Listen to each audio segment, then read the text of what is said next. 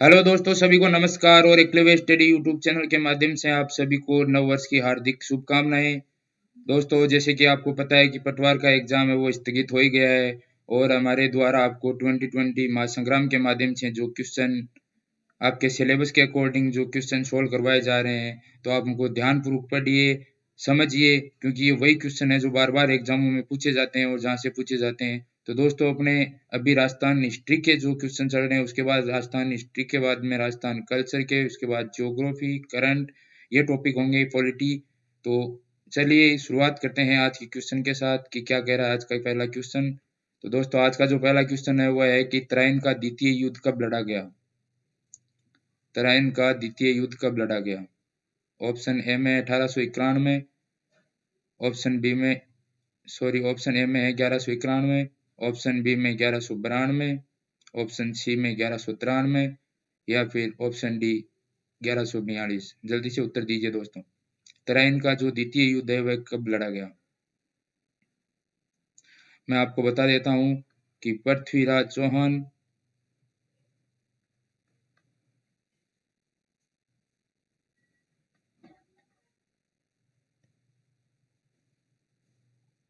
चौहान व मोहम्मद गौरी के मध्य युद्ध लड़ा गया था।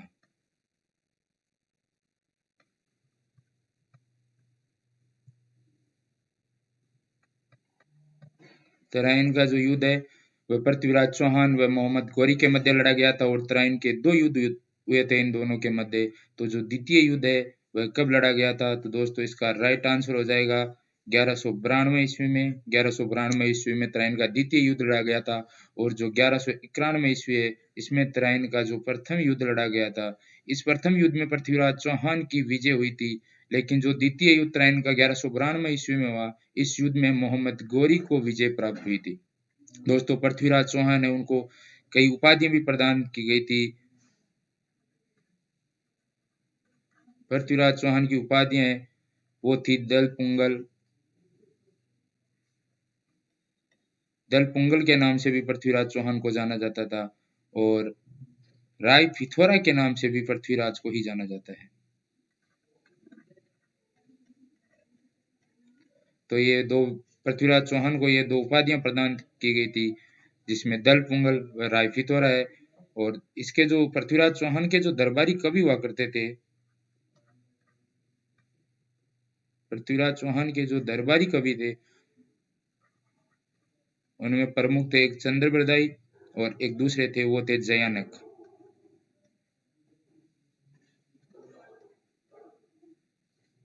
चंद्रबरदाई और दूसरे जो थे उनका नाम था जयानक। दोस्तों, ये एग्जाम में आपको क्वेश्चन कहीं से भी पूछ सकते हैं कि चंद्रबरदाई थे वो किसके दरबारी कवि थे, तो इसका राइट आंसर हो जाएगा पृथ्वीराज चौहान। जयानक है वो भी पृथ्वीराज चौहान के दरबारी कवि थे। चंद्रबरदाई की जो प्रमुख पुस्तक थी वह थी पृथ्वीराज रासो।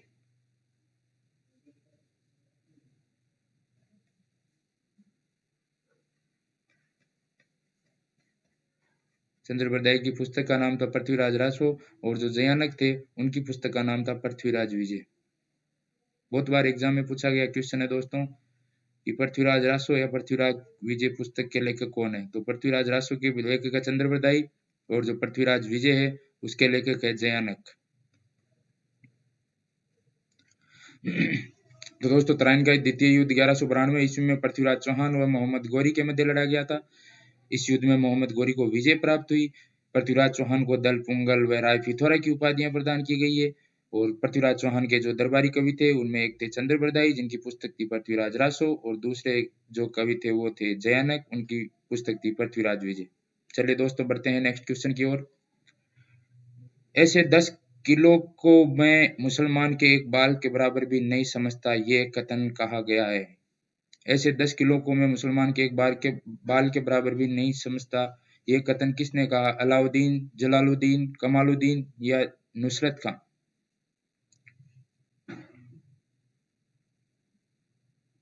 दोस्तों, 1292 ईस्वी की बात है।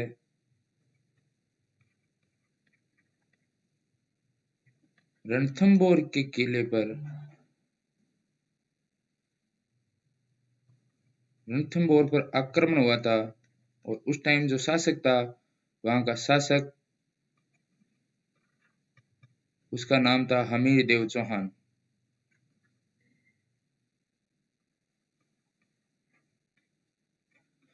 तो दोस्तों 1292 ईस्वी में रणथंभौर पर आक्रमण हुआ। उस टाइम हमीर देव चौहान शासक थे और ये आक्रमण किसके द्वारा किया गया? ये आक्रमण किया गया था जलालुद्दीन के द्वारा, और जलालुद्दीन ने इस आक्रमण में सफल नहीं हो पाया, और अपनी विफलता के बाद इसने कहा कि मैं ऐसे 10 किलों को मुसलमान के एक बाल के बराबर भी नहीं समझता। चलिए दोस्तों, नेक्स्ट क्वेश्चन है, राजस्थान का प्रथम शाका कब हुआ? 1192, 1301, 1303 या 1292? राजस्थान का प्रथम शाका।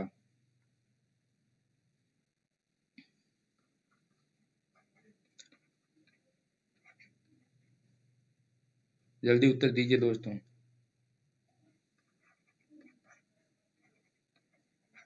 अलाउद्दीन खिलजी ने दोस्तों 1301 ईस्वी में रणथंभौर पर आक्रमण किया था।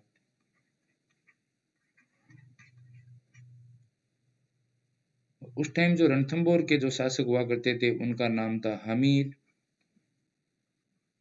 देव चौहान, यहाँ के शासक का नाम था। इस समय यहाँ का प्रथम शाका हुआ जो हमीर और इनकी पत्नी रंग देवी।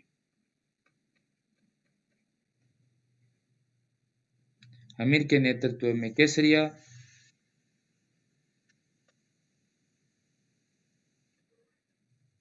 व रंग देवी के नेतृत्व में यहाँ पे जौहर हुआ था। दोस्तों जहाँ जौहर और केसरिया दोनों होते हैं उसे कहा जाता है साका। अलाउद्दीन खिलजी ने 1301 ईस्वी में रणथंभौर पर आक्रमण किया था। उस टाइम रणथंभौर के जो शासक हुआ करते थे वो हमीर देव चौहान थे, और हमीर देव चौहान व रंग देवी के नेतृत्व में यहाँ पे साका हुआ, और इसी के साथ इनकी यहाँ पे एक पुत्री भी थी, उसका नाम था देवल देव।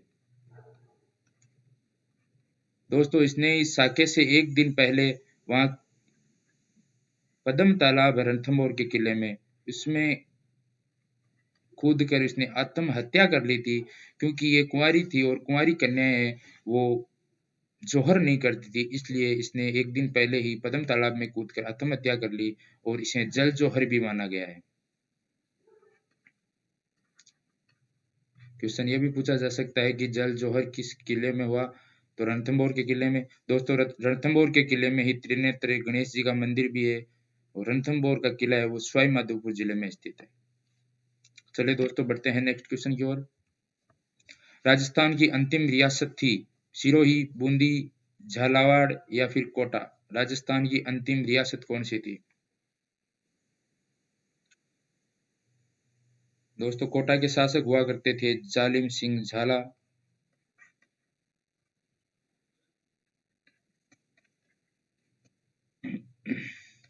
कोटा के शासक थे जालिम सिंह झाला, उनके पोते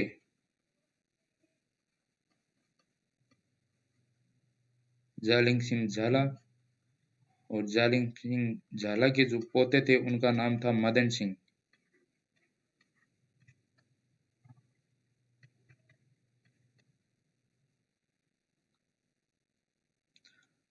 मदन सिंह ने 1837 ईस्वी में झालावाड़ की स्थापना करी थी।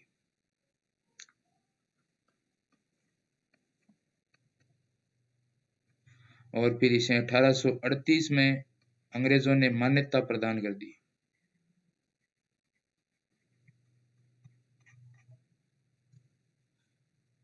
दोस्तों राजस्थान की जो अंतिम रियासत थी वह थी झालावाड़। जालिम सिंह झाला जो कोटा के शासक हुआ करते थे, उनके पोते मदन सिंह झाला ने 1837 ईस्वी में कोटा से अलग होकर झालावाड़ की स्थापना करी, और 1838 ईस्वी में अंग्रेजों ने इस झालावाड़ को मान्यता प्रदान कर दी। इसी के साथ ये राजस्थान की रियासत बनी और ये अंतिम रियासत थी।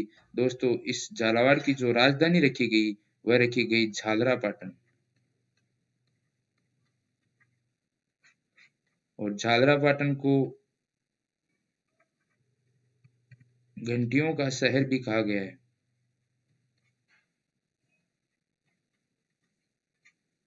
झालरापाटन है वह झालावाड़ की राजधानी थी जिसे घंटियों का शहर कहा गया है, और यह चंद्रभागा नदी के किनारे स्थित है।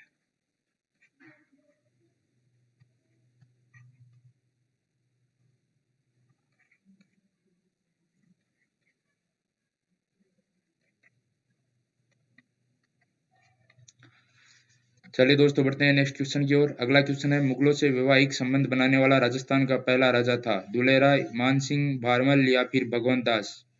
मुगलों से वैवाहिक संबंध बनाने वाला पहला राजा।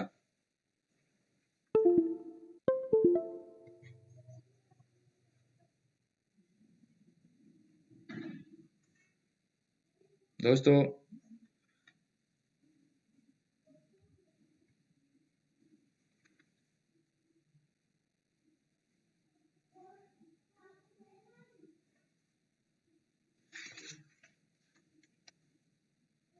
मुगलों से वैवाहिक संबंध बनाने वाला राजस्थान का पहला राजा कौन सा था? दुलेराय, मानसिंह, भारमल या फिर भगवंत दास। दोस्तों 1562 ईस्वी की बात है। इस टाइम पे जो यहाँ के शासक हुआ करते थे भारमल, भारमल ने अकबर की अधीनता स्वीकार कर ली, अकबर की अधीनता स्वीकार करी और अपनी भारमल की जो बेटी थी हरकाबाई, हरखाबाई की जो शादी है वह सांबर में अकबर के साथ कर दी। अकबर के साथ इसने हरकाबाई की शादी कर दी और फिर अकबर ने इस हरकाबाई को पटरानी की उपाधि भी प्रदान करी थी।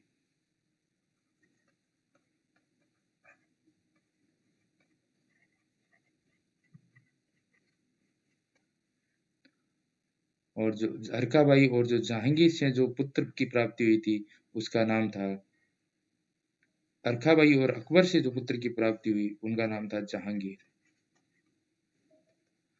दोस्तों मुगलों से वैवाहिक संबंध बनाने वाला जो पहला राजस्थान का जो पहला राजा था वह थे भारमल, जो कछावा वंश के शासक थे, जयपुर के शासक थे, जो 1562 ईस्वी में अकबर की अधीनता उन्होंने स्वीकार कर ली और सांबर में हरखाबाई जो उनकी पुत्री हुआ करती थी उसका विवाह अकबर से कर दिया और हरखाबाई और अकबर से जिस पुत्र की प्राप्ति हुई उसका नाम जहांगीर था।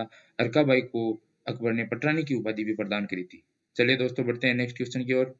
जय सिंह प्रथम को मिर्जा राजा की उपाधि किसने प्रदान करी? अकबर, शाहजहां, जहांगीर या फिर औरंगजेब। जय सिंह प्रथम को मिर्जा राजा की उपाधि किसने प्रदान करी थी? जल्दी से उत्तर बताइए दोस्तों। दोस्तों ये जो जय सिंह प्रथम थे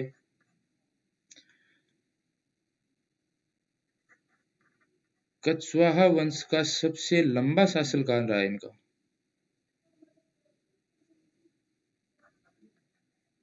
जय सिंह प्रथम का जो शासनकाल है वो सबसे लंबा शासन रहा है।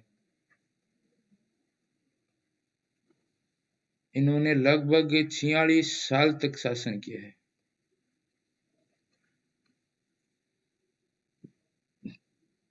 जय सिंह प्रथम ने कई निर्माण कार्य भी करे हैं, जिसमें जयगढ़ किले का निर्माण करवाया।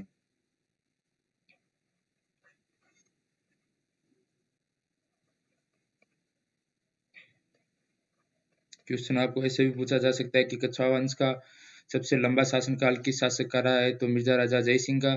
जय सिंह ने जयगढ़ किले का निर्माण भी करवाया था और ये जो जयगढ़ का जो किला है इस जगह को पहले चिल्ले का टीला कहा जाता था।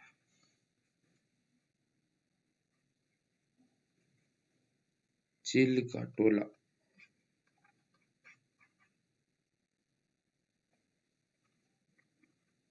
और दोस्तों इसे जो मिर्जा राजा की जो उपाधि प्रदान करी थी वह उपाधि प्रदान करी थी शाहजहां ने।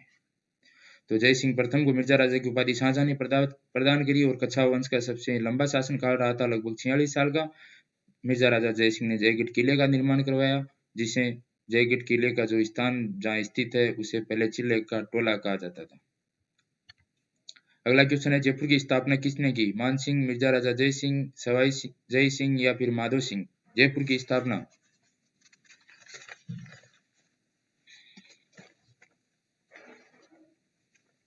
जयपुर की जो स्थापना हुई थी वह हुई थी 18 नवंबर 1727 ईस्वी को।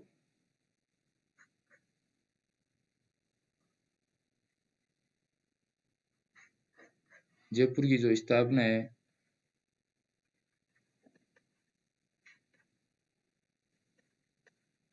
दोस्तों, जयपुर की स्थापना 18 नवंबर 1727 ईस्वी को हुई थी और इसके जो वास्तुकार हुआ करते थे उनका नाम था विद्याधर भट्टाचार्य।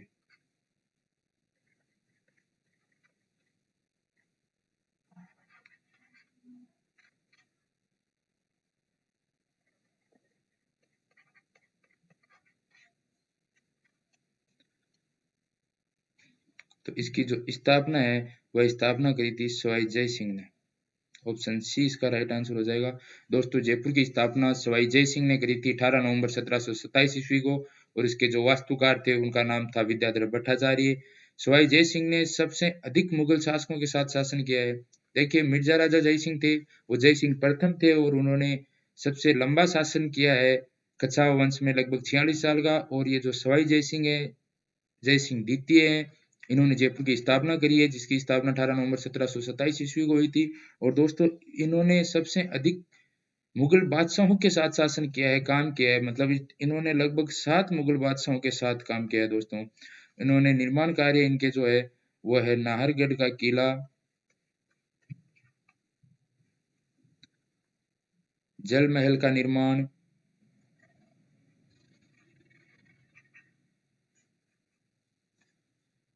गोविंद देव जी मंदिर,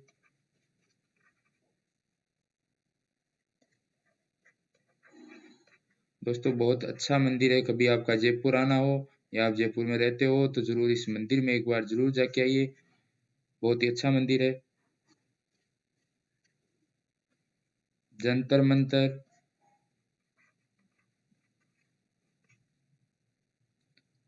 सिटी पैलेस,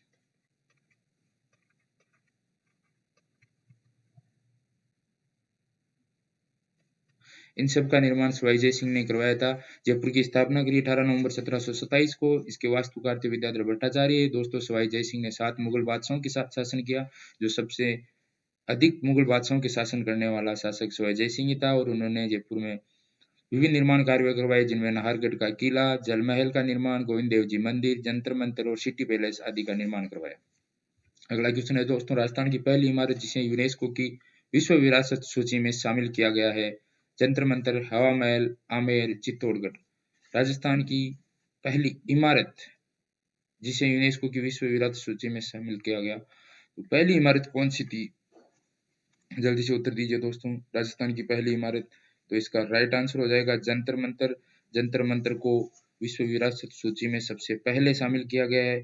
और इसके बाद में दोस्तों सबसे पहले मैं आपको ये बता दूं कि जंतर मंतर का जो निर्माण है वह अभी बताया था आपको कि सवाई जय सिंह ने इसका निर्माण करवाया था।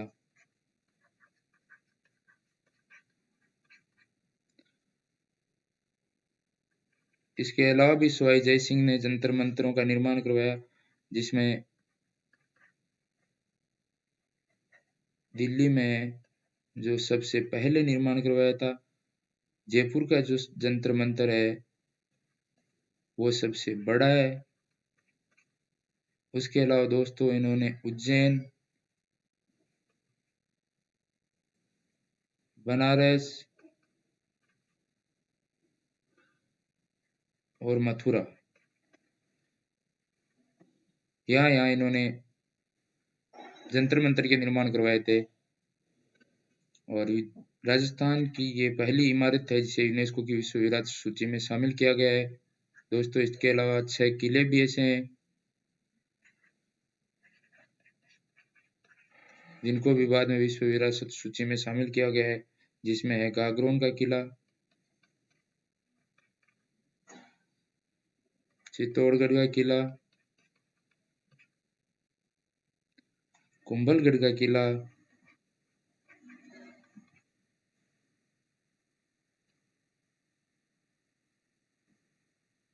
आमेर,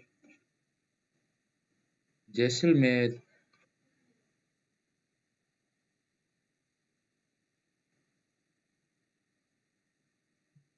और रणथंभौर।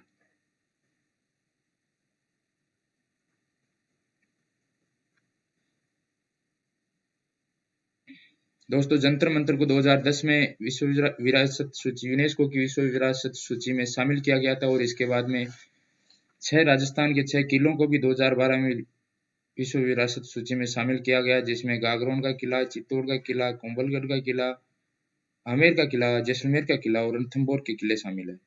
अगला क्वेश्चन है दोस्तों, इसरलाट या सरगासुली का निर्माण किसने करवाया?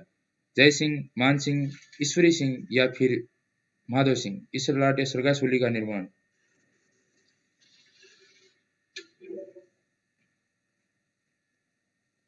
दोस्तों राजमहल का युद्ध हुआ था 1747 ईस्वी में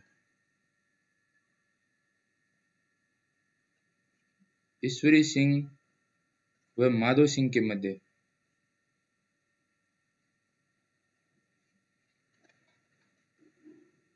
राजमहल है जो टोंक में स्थित है। यहाँ पे 1747 ईस्वी में ईश्वरी सिंह व माधो सिंह के मध्य युद्ध हुआ। इस युद्ध में ईश्वरी सिंह की जीत हुई थी और इस जीत के उपलक्ष्य में ही ईश्वरी सिंह ने इसरलाट व सरगासुली का निर्माण करवाया। लेकिन इसके बाद दोस्तों बगरू का युद्ध हुआ था 1748 ईस्वी में और ईश्वरी सिंह व माधो सिंह के मध्य बगरू का युद्ध 1748 ईस्वी में हुआ। इसमें ईश्वरी सिंह की हार हो गई थी। इसमें ईश्वरी सिंह की हार हुई और इस हार के बाद मराठों द्वारा इसे युद्ध के हार जाने के लिए परेशान किए जाने पर ईश्वरी सिंह ने इसी इसरलाट व सरगासुली से कूदकर आत्महत्या कर ली थी। नेक्स्ट क्वेश्चन है दोस्तों, चाकसू में शीतला माता के मंदिर का निर्माण किसने करवाया? ईश्वरी सिंह, जगत सिंह, राम सिंह या फिर माधो सिंह? चाकसू में शीतला माता के मंदिर का निर्माण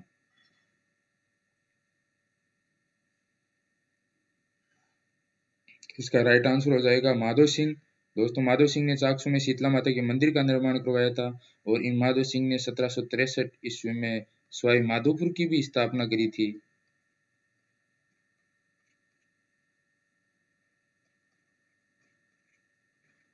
माधो सिंह एक अच्छा वंश का शासक था।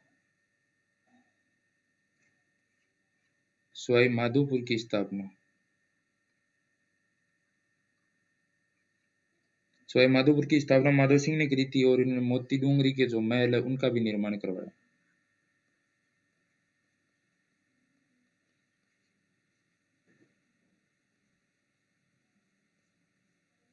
नेक्स्ट क्वेश्चन है दोस्तों, हवा महल का निर्माण किसने करवाया? प्रताप सिंह, जय सिंह, राम सिंह या फिर माधो सिंह? हवा महल का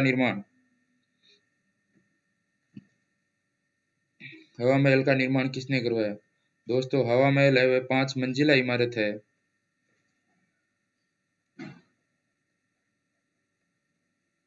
ये 5 मंजिला इमारत है। क्वेश्चन पूछा जाता है आपको बार बार और ये है वह श्री कृष्ण के मुकुट की आकृति के समान है।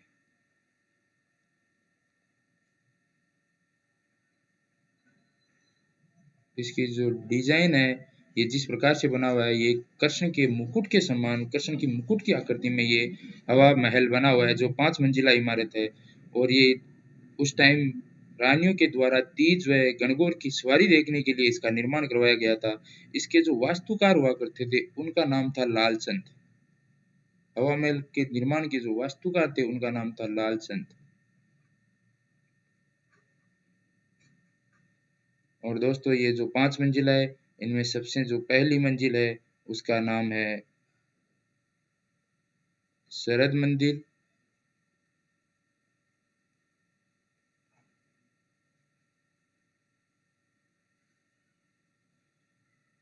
दूसरी जो इमारत है उसका नाम है रत्न मंदिर।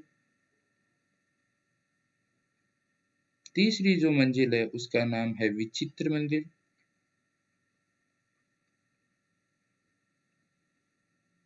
चौथी जो मंजिल है उसका नाम है प्रकाश मंदिर।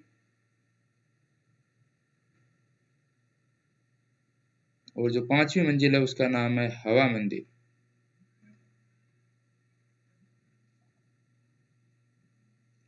दोस्तों ये 5 मंजिलें हैं जिसमें पहली शरद, रत्न, विचित्र, प्रकाश और हवा। और ये जो हवा महल का जो निर्माण था वह निर्माण करवाया था दोस्तों प्रताप सिंह ने। हवा महल का निर्माण प्रताप सिंह ने करवाया। 5 मंजिला इमारत है और कृष्ण के मुकुट के समान बनी हुई है। इसके जो वास्तुकार थे वो लालचंद थे और इसके 5 मंजिलें हैं शरद, रत्न, विचित्र, प्रकाश और हवा। नेक्स्ट क्वेश्चन है दोस्तों, जयपुर में गुलाबी रंग करवाया था। जयपुर में गुलाबी रंग किसने करवाया? राम सिंह, जय सिंह, माधो सिंह या फिर प्रताप सिंह? जल्दी उत्तर दीजिए दोस्तों, जयपुर में गुलाबी रंग किसने करवाया?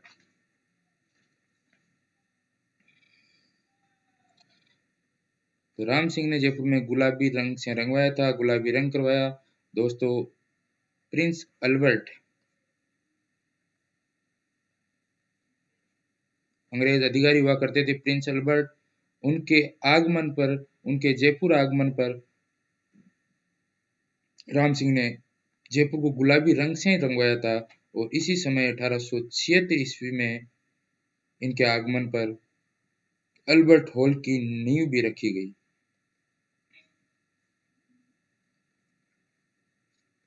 अल्बर्ट हॉल की नींव रखी गई और इस अल्बर्ट हॉल के जो वास्तुकार थे वह थे स्टीवन जैकब। दोस्तों, अल्बर्ट हॉल के जो वास्तुकार थे उनका नाम था स्टीवन जैकब।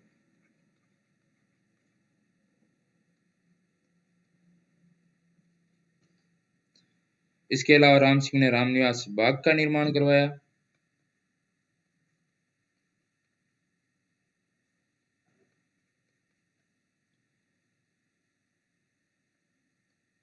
महाराजा कॉलेज व संस्कृत कॉलेज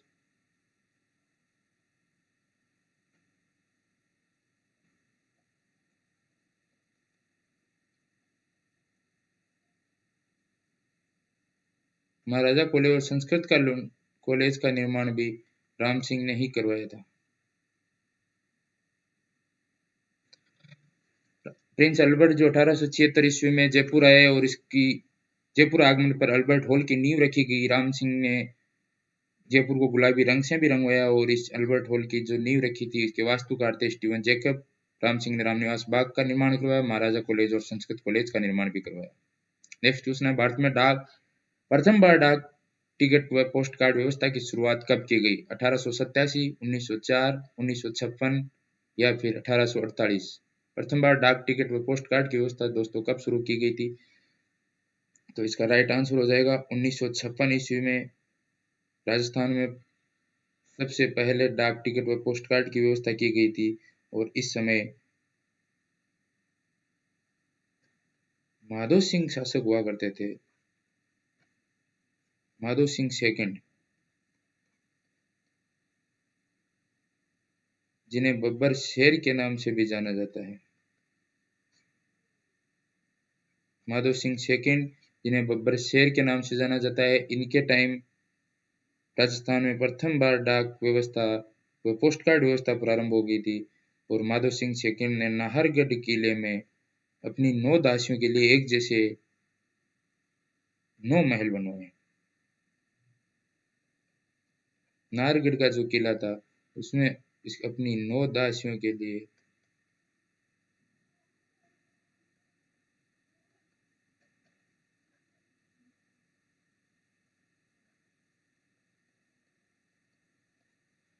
एक समान महलों का निर्माण करवाया।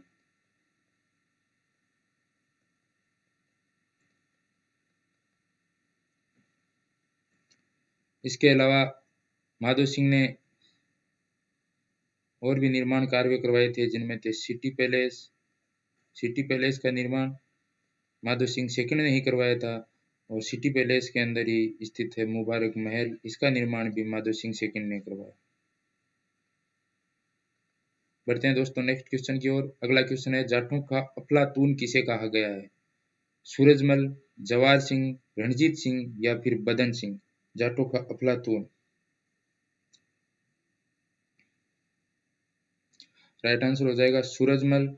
सूरजमल जी थे, इन्होंने भरतपुर के किले का निर्माण भी करवाया था।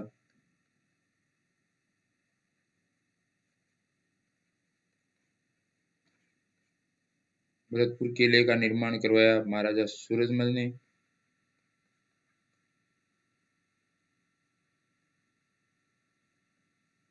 इसके अलावा इन्होंने डीग में जल महलों का निर्माण भी करवाया।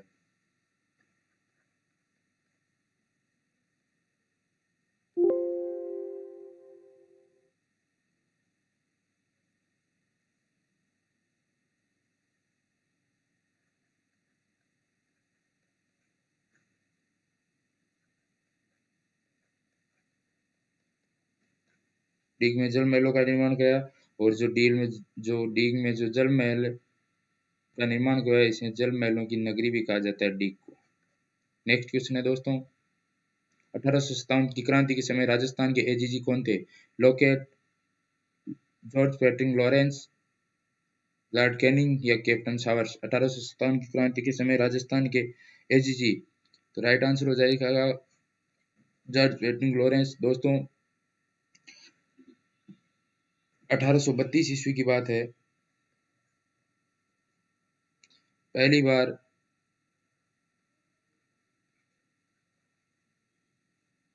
राजस्थान में एजीजी का जो मुख्यालय है वह अजमेर में स्थापित हुआ। और जो प्रथम जो एजीजी हुआ करते थे उनका नाम था लॉकेट।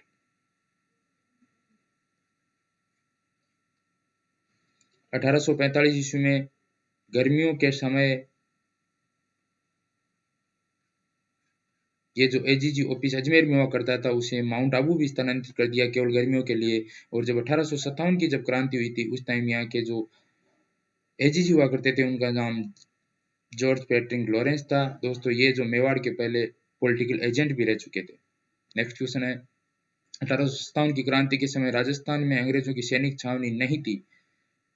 1857 की क्रांति के समय राजस्थान में कौन सी सैनिक छावनी नहीं थी अंग्रेजों की? नसीराबाद, देवली, खेरवाड़ा या फिर आहुआ? जल्दी बताइए दोस्तों। इसका राइट आंसर हो जाएगा आहुआ, क्योंकि राजस्थान में 6 सैनिक छावनियां हुआ करती थी, जो नसीराबाद जो अजमेर में स्थित है, देवली, टोंक, खेरवाड़ा, उदयपुर और इसके अलावा 3 और हुआ करती थी, जो ब्यावर अजमेर में है, एरिनपुरा जो पाली में स्थित है और नीमच जो एमपी में है। ये 6 सैनिक छावनियां हुआ करती थी। उस टाइम नीमच राजस्थान में ही हुआ करता था। अगला क्वेश्चन है, चेलावास का युद्ध कब लड़ा गया? 8 सितंबर 1857, 18 सितंबर 1857, 20 जनवरी 1858 या फिर 18 सितंबर 1858? चेलावास का युद्ध दोस्तों कब लड़ा गया? जल्दी से उत्तर दीजिए।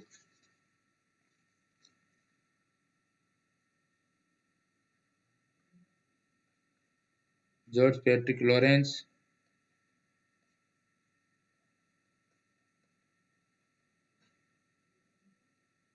उस टाइम पे एजीजी हुआ करते थे और मैक मॉसन जो जोधपुर के पॉलिटिकल एजेंट थे,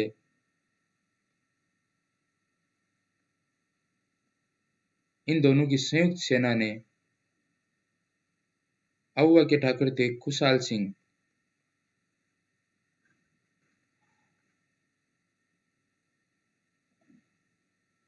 इनके मध्य युद्ध हुआ कि चेलावास का युद्ध। और 18 सितंबर 1857 को ये युद्ध हुआ था। इस युद्ध को गोरे काले के युद्ध की संज्ञा भी दी गई है। इस युद्ध में खुशहाल सिंह को विजय प्राप्त हुई थी और जो मैक मॉसन जो जोधपुर के जो पॉलिटिकल एजेंट हुआ करते थे, इनके जो सिर है वह काटकर आहुआ के किले में लटका दिया।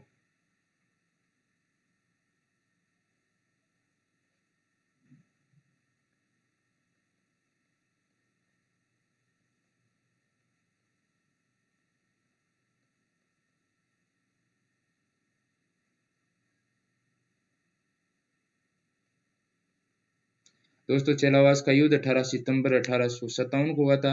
जो उस टाइम राजस्थान के एजीजी हुआ करते थे जॉर्ज पैट्रिक लॉरेंस और जोधपुर के पॉलिटिकल एजेंट थे मैक मॉसन। इन दोनों की संयुक्त सेना ने खुशहाल सिंह जो आहुआ के ठाकुर हुआ करते थे उनके साथ युद्ध हुआ और इसे गोरे काले का युद्ध भी कहा गया है। दोस्तों खुशहाल सिंह की सेना ने मैक मॉसन जो पॉलिटिकल एजेंट थे जोधपुर का, उनका सिर काटकर आहुआ के किले में लटका दिया था और इसमें खुशहाल सिंह को विजय प्राप्त हुई। नेक्स्ट क्वेश्चन है, 1857 की विद्रोह के दौरान मेजर बर्टन और उसके 2 पुत्र कहां पर मारे गए? 1857 की विद्रोह हुआ था उस समय मेजर बर्टन कहां के पॉलिटिकल एजेंट थे दोस्तों? तो वो थे कोटा के। और कोटा में ये मेजर बर्टन की हत्या कर दी गई और इसकी हत्या करके इसकी जो लाश थी उसको पूरे कोटा शहर में घुमाया गया था। दोस्तों ये बात 1857 ईस्वी की है, 15 अक्टूबर 1857 ईस्वी में।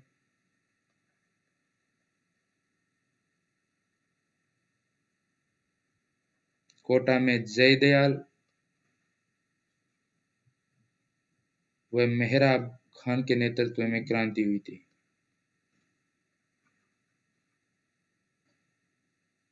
इस युद्ध में कोटा के जो पॉलिटिकल एजेंट हुआ करते थे बर्टन, उनकी हत्या कर दी गई और उनकी जो लाश थी उसको पूरे कोटा शहर में घुमाया गया।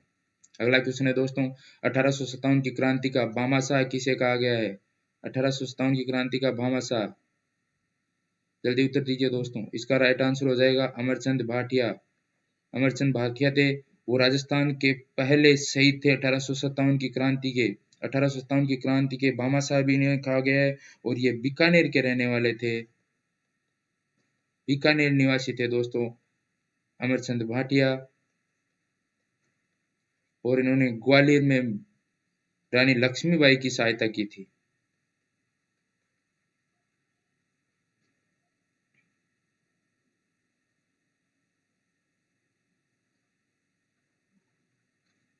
झांसी की जो रानी थी लक्ष्मीबाई, इनकी वित्तीय सहायता करी थी।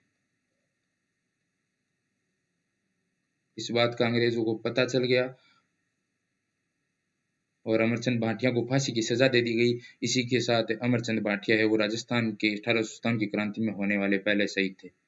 नेक्स्ट क्वेश्चन है दोस्तों, निम्नलिखित में से राजस्थान का प्रथम किसान आंदोलन कौन सा था?